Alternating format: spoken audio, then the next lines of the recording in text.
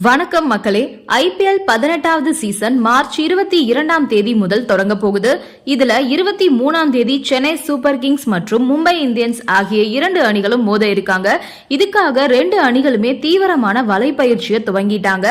Chennai super Kings அணியில மகேந்திர சிங் தோனி, ரவீந்திர ஜடேஜா, ரவிச்சந்திரன் அஸ்வின், ருத்ராஜ் கெய்க்வாட் போன்ற திறமையான வீரர்கள் இருக்காங்க. இப்போ இதுல ரவிச்சந்திரன் அஸ்வின் ரொம்ப வருஷத்துக்கு அப்புறம் திரும்பவும் CSKல இணைஞ்சிருக்காரு. அவருக்கு புதிய ஒரு பொறுப்பை தோனி கொடுத்திருக்கிறதா தகவல் வெளியாயிருக்கு.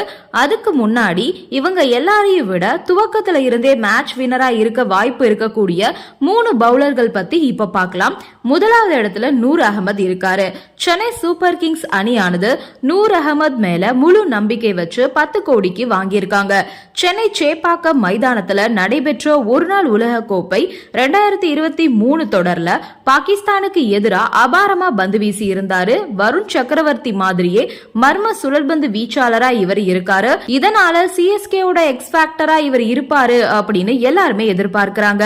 அடுத்ததா மதிஷா பதீரனா மும்பை இந்தியன்ஸுக்கு எதிராக 2 போட்டியில விளையாடி அதுல 6.1 அப்படின்ற சராசரியோட 5.3 அப்படின்ற எக்கனாமில 7 விக்கெட்ஸ் பதீரனா சாச்சிருக்காரு.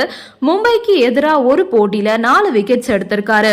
கடந்த சீசன்ல மும்பை இந்தியன்ஸ் அணி 207 ரன்கள் சேஸ் பண்ணும்போது டெத் ஓவர்ல பதீரனாவோட யாக்கர்ஸ மும்பை இந்தியன்ஸ் பேட்டர்களால தாக்கு பிடிக்கவே முடியல. இதனால முதல் போட்டியிலேயே மும்பை இந்தியன்ஸ்க்கு எதிராக மேட்ச் வினரா செயல்பட்டாங்க CSK.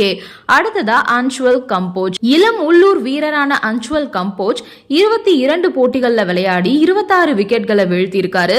7.9 அப்படின்ற எக்கனாமில வீழ்த்திருக்காரு. லென்த் அண்ட் லைன்ல துல்லியமா பந்து வீசக்கூடிய ஒரு வீரர். ஒரே மாதிரியான லென்த் லைன்ல தொடர்ந்து பந்து வீசக்கூடிய ஆற்றல் படைத்தவர். சென்னை சேப்பாக்கத்துல அதிவேகத்தை விட இப்படி லென்த் லைன்ல சிறப்பா செயல்படக்கூடிய வீரர்கள் தான் பெரிய தாக்கத்தை ஏற்படுத்தி இருக்காங்க. இதனால தீபக் சஹாருக்கு மாற்றா பவர் பிளேல அதிக விக்கெட்ஸ் எடுக்கக்கூடிய பவுலரா கூட அன்சுல் கம்போஜ் இருக்க வாய்ப்பு இருக்கிறதாவே கருதப்படுது. மும்பை இந்தியன்ஸ்ல இதுக்கு முன்னாடி கம்போஜ் இருந்திருக்காரு. அப்போ ரோஹித் சர்மா உட்பட பேட்டர்களுக்கு பயிற்சியின் போது பந்து வீசியிருக்காரு. இதனால கம்போஜ் பெரிய தாக்கத்தை ஏற்படுத்த அதிகமான வாய்ப்பு இருக்கு. இப்போ நீண்ட வருடம் கழித்து அணியில இடம் பிடிச்ச ரவிச்சந்திரன் அஸ்வினுக்கு தோனி ஒரு புதிய பொறுப்பை கொடுத்திருக்காரு. பேட்டிங்க ருத்ராஜ் பார்த்துப்பாரு, பவுலிங்க நீங்க தான் பாத்துக்கணும் அப்படின்னு பவுலிங் யூனிட்ட முழுக்கவே அஸ்வின் கிட்ட ஒப்படைச்சிருக்காரு தோனி. இதனால உற்சாகமடைந்த அஸ்வின் சிறப்பான செயல்பாட்டை பயிற்சியில காட்டி வந்துட்டு இருக்காரு.